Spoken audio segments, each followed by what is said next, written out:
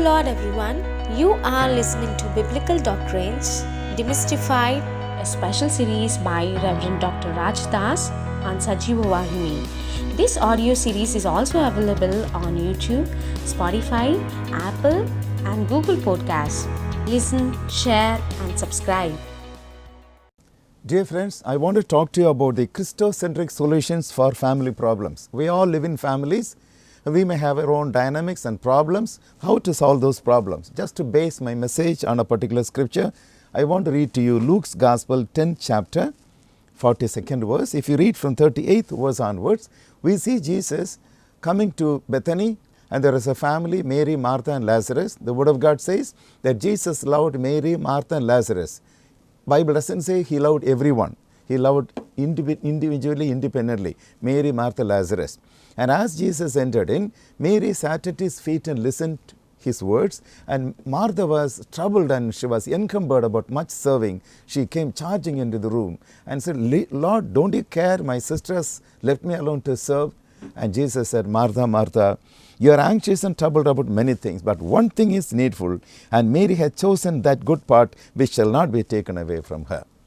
Now, basing upon this particular verse and also the dynamics of this family, I want to explain to you the Christocentric solutions for family problems. We have problems in our own families. What is needed is Christocentric solutions, Christ-centered solutions, to put it in few words, sitting at Jesus' feet. Okay? Now, friends, what had happened in this particular family? Jesus loved all three. All three had been different in their own personality traits. But what happened was Martha was so anxious and she came charging into the room and tried to accuse Jesus because he did not take care of her need. But Martha kept silent, and Jesus appreciated her stand and said, one thing is needful. Mary had chosen that good part which shall not be taken away from her.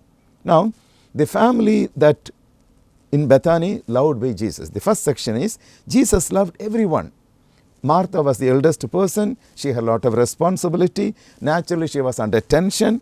Now, she was having some sort of anxiety, and she just brought forth her anger.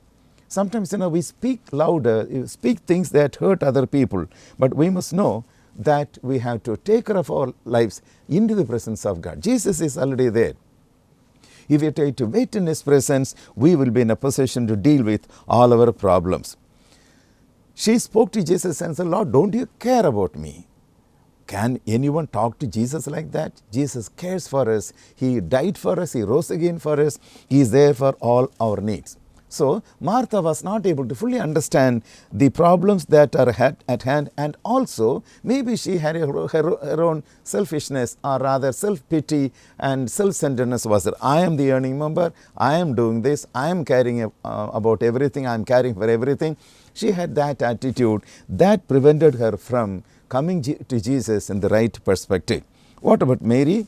She was relatively calm and composed. She was not that she refused to help her own sister who was in need. Maybe on that particular day when Jesus came, she preferred to be at the feet of Jesus rather than being in the kitchen. So we cannot blame Mary on this situation. She wanted to be with Jesus Christ to learn from Him. But Martha had her own reason also, but she came and charged before the Lord Jesus. Now, we all go through stress.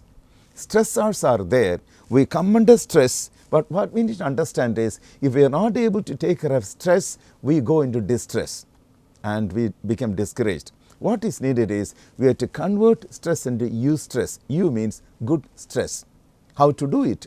When we understand that Jesus is there for us, and go to Him with all our problems, all our stressors and stresses, God is able to give us eustress. Eustress is actually good stress. So we are having that good stress to do something positive, not a dull spirit. So dear friends, Martha was not able to understand how to use eustress. Mary on the other side is a very calm and composed person. What about Lazarus? Maybe he was a little playful and cynosure of the family, center of attraction of the family. And we don't read much about him in this aspect, but he was sick and then he died. He was loved by Jesus also. Jesus loved all, Mary, Martha, and Lazarus. Now, the second section is, when calamity struck, how did they manage? Now, when we look at Lazarus, he was the cause for this sorrowful situation, and he was the focal point of the problem. he did not cause the problem maybe, but because of him, because of his sickness and death, the whole family was in sorrow. They had their own situation to manage. So that was what is happening. And Lazarus was not really cause for the problem, though he was the focal point of the problem. And then what about Martha? Jesus heard about Lazarus' sickness. He did not come there. He had his own agenda. He wanted to perform great miracle of God and then so bring for God's glory. So he had his own agenda. So he did not come to look at Lazarus when he was sick. He delayed 4 days, and then when he came back, he was already dead. He was already dead for 4 days. Now, what happened was, Martha heard that Jesus was coming there. She went ahead and met him at the outskirts of the village. And she said, Lord, if he had been here, my brother would not have died. Jesus, looking straight at her face, and said, your brother shall rise again. She understood the meaning of those words, but not the implication of those words. She said, yes, Lord, I know that my brother will rise again later. She was speaking about the future resurrection. She knew some theology, okay? She knew about God. She knew about Jesus Christ. She knew that if Jesus had been there, he could have healed Lazarus. She believed in the Lord of the past. She believed in the Lord of the future who could resurrect people. She was not able to believe the Lord Jesus, who is resurrection and life. Jesus said, looking straight at her face, Jesus said, your brother shall rise again. And she was not in a position to understand the words of the Lord Jesus. She was not able to believe the words of the Lord Jesus Christ. So, dear friends, Jesus spoke to her again and said, I am the resurrection and the life. If you believe, you shall see the marvels of God. You shall see the miracles of God, the glory of God. What about Mary? When Jesus came to the village, Martha met him. She was not in a position to bring Jesus into the problem. Jesus stayed in the place where Martha met him. She spoke all theology, and she was not in a position to bring him into the picture, into the problem. So there was a stalemate. She came running to her sister and spoke a lie. Jesus did not send Martha to bring Mary there, but she came to Mary and said, the master has come, he is calling you. But immediately Mary got up. She came straight to Jesus, spoke the same words that Martha spoke. Martha said, Lord, if he had been here, my brother would not have died. Mary spoke the same words, but there's a little difference. She fell at his feet, and with tears she said, Lord, if he had been here, my brother would not have died. Jesus wept. I tell you, mouthing prayers will not solve the problem. Our heart must be there. Sincerity must be there. Longing for the Lord must be there. When Jesus saw the tears of Mary, he was also moved. He was in tears. And then he said, where have you laid him? They said, come and see, Lord. When Jesus came to near the tomb, Jesus said, remove the stone, remove the covering of the tomb. And there again, Martha was poking her own nose and said, Lord, by the time now, he stinks now. Now Jesus said, didn't I tell you that if you believe, you shall see the glory of God? Jesus said to rebuke her. I tell you, friends, when Jesus says something, never question it. He is the resurrection and the life. And when Jesus says something, it will happen. Now, how could Mary succeed where Martha failed? She did not go and plead Jesus to come there. She went to his feet, fell at his feet, because she has already been having the habit of sitting at his feet. Mary had been associated with the feet of the Lord Jesus Christ. That speaks about the humility that Mary had. Sat at his feet, listened to the words of God. Now, when Martha charged into the room and accused Jesus because Mary had been sitting there, Mary did not open her mouth at all. When the problem was there, the tension was there, she allowed Jesus to tackle the problem. She did not utter a word. She did not retort against Martha. So, dear friends, when we go through problems, we must understand that the presence of Jesus sitting at his feet is all that matters. Christocentric solution for all our problems. The third section that I want to place before you is the Last Supper in Bethany. After Lazarus rose again, when the tomb was open, he came and he was tied with the grave clothes. Jesus said, release him. So they removed the grave clothes and he was restored back to the family. Now, dear friends, John 12:1-3, when we read, then 6 days before the Passover, Jesus came to Bethany, where Lazarus was, who had been dead, whom he raised from the dead. There they made him a supper, and Martha served, but Lazarus was one of them that sat at the table with him. Then Mary took a pound of ointment of spikenard, very costly, and anointed the feet of Jesus and wiped his feet with her hair, and the whole house was filled with the odor of the ointment.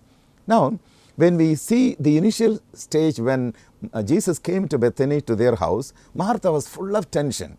She was not able to have eustress. And Mary was so quiet, and she was able to be calm in the presence of God because she had chosen the good part that was not taken away from her. Now later, after the miracle, because of this Mary, great change had come in the family. Mary was in a way instrumental in taking the prayer, the need to the Lord Jesus Christ in the right perspective of prayer, and Jesus was able to come to the problem. He was able to come to the grave, he pronounced his own word, and Lazarus came back alive. And later here we see Martha was serving there with joy. She was not getting tensed up. Martha also learned from Mary, who sat at the feet of Jesus. Now in your family, in any family, if there's at least one person who can understand the word of God, who can sit at the feet of Jesus, he or she will be a blessing for everyone. So here we see Martha served with joy without any murmur. Many people had come there. Mary anointed the feet of Jesus. The aroma of her worship filled the whole house. Lazarus also sat at the table with him, a silent, powerful witness. He did not utter a word. We don't see any words that was uttered by Lazarus. But he was sitting there as a silent witness near Jesus as a risen person. Now, when we are really born again, when we are saved by the power of the Lord Jesus Christ, his life is in us. And St. Paul was able to say, I am crucified with Christ, nevertheless I live. Not I, but Christ lives in me. The life that I have in my life, I live by the faith on the Son of God, who loved me, who gave himself for me. I tell you friends, when we receive Jesus Christ as our Savior, he must live in us.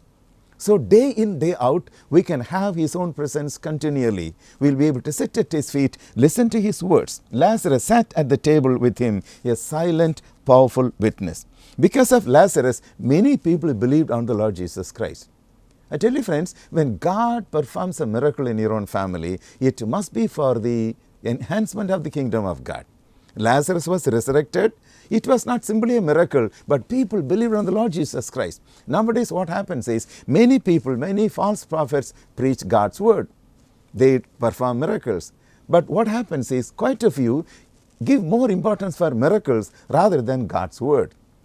Balanced God's word is not preached by some of those people. What happens is, people are getting miracles, but are they really born again? Are they really brought closer to the kingdom of God? Here we see a miracle happened by the Lord Jesus Christ because of the sincere prayer of Mary, who sat at the feet of the Lord Jesus Christ. Because of her prayer that has tears. We must have tearful prayers and prayerful tears. I would say prayerful tears and tearful prayers are more powerful than ordinary prayers.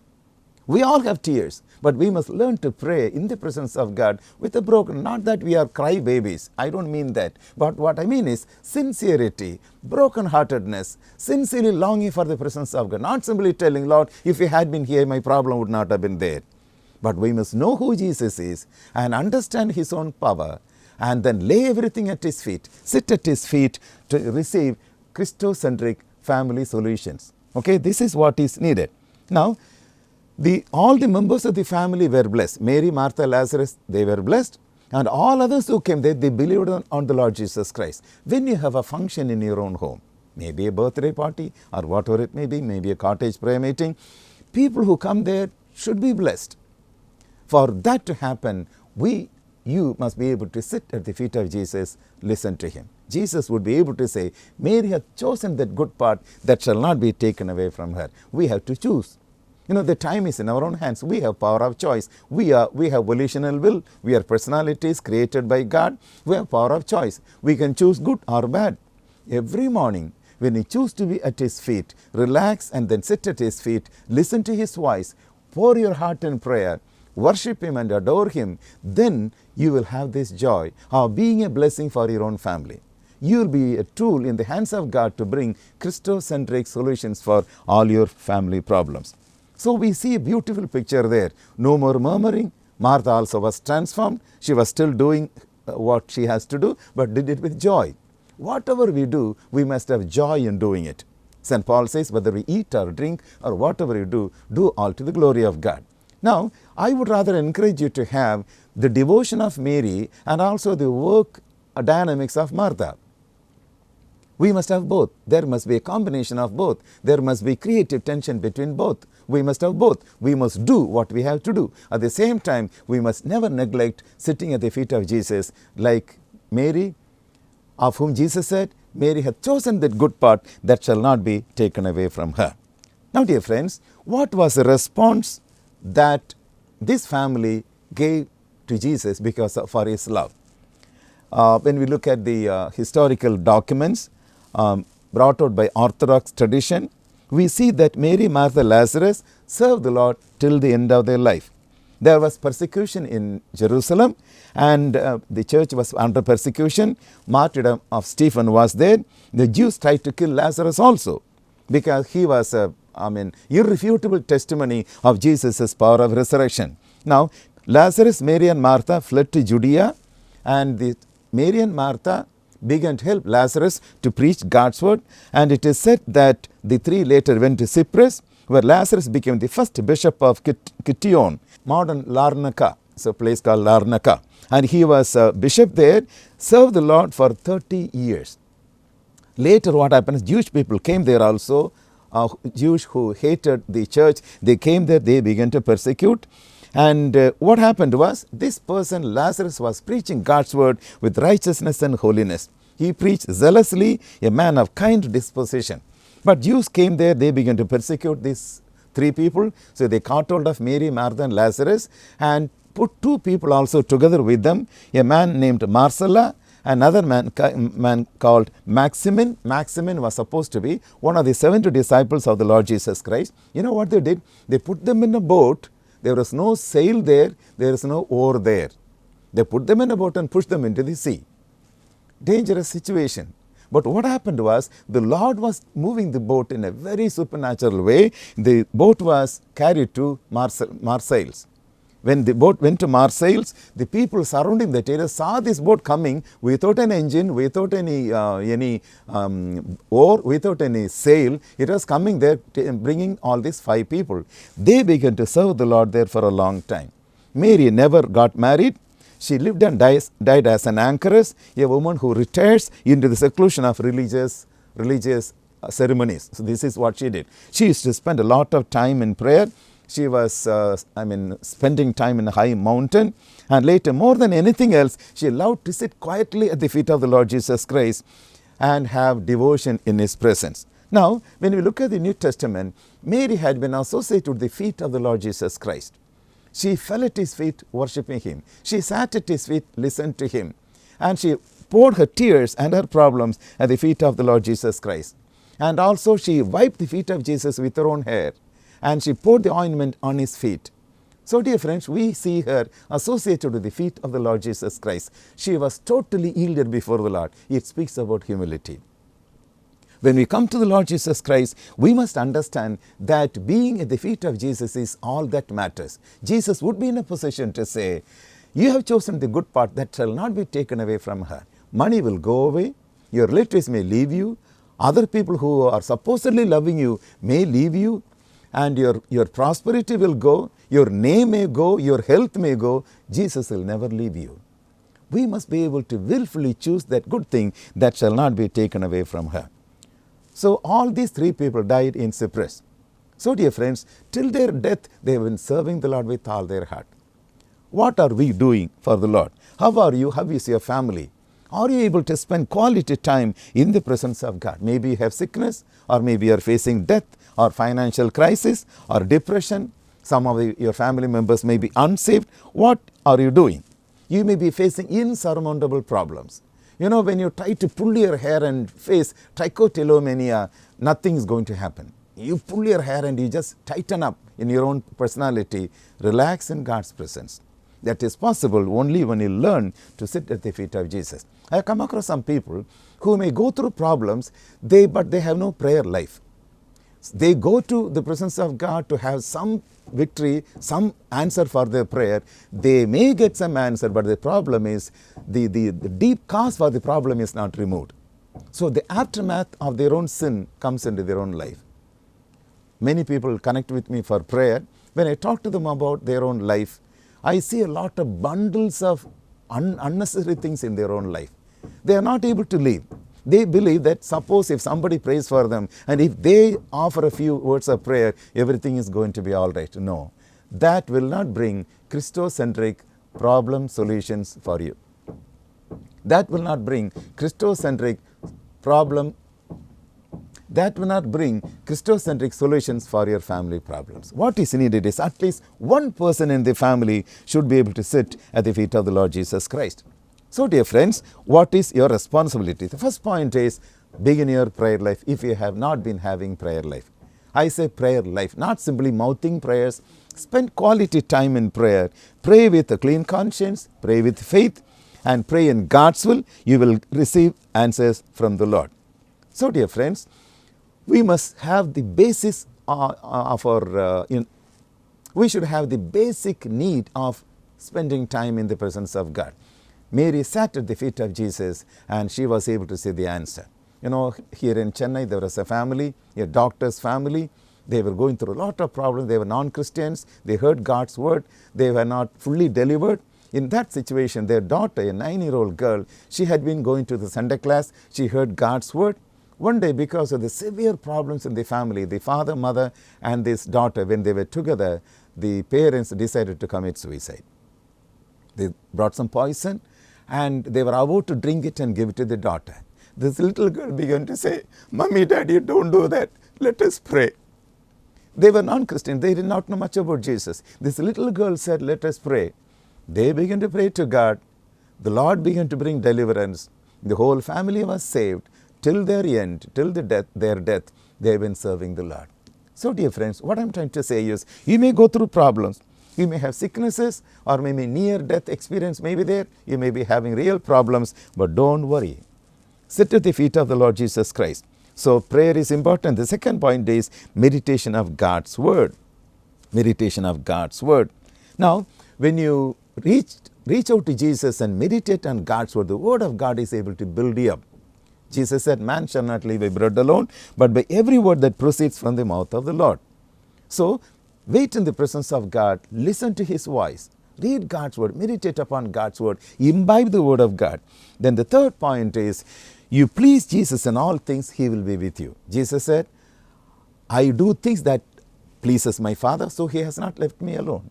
I do things that pleases Him. What I see Him do, I do. What I hear Him speak, that I speak." So even Jesus had the testimony. He was longing to obey what God the Father was telling Him to do. So when we obey Jesus, when we please Him, He will not leave us.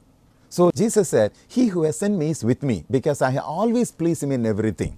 Now, when you please Jesus in your life, whatever you do, try to please Him, then He will not leave you. The fourth point is, build a palace of grace to enter into the presence of God by praise. Praise with all your heart. Not simply telling praise the Lord, when your heart is full of grumbling, but praising God with all your heart, having a positive attitude. When you do that, you will be in the presence of God. You will enjoy the presence of God. Prayer elevates you to the level where God is able to bless you in a better way. Praise and worship elevates you to God. Not dancing and singing and worshiping. I don't mean that. Worship is laying all your things.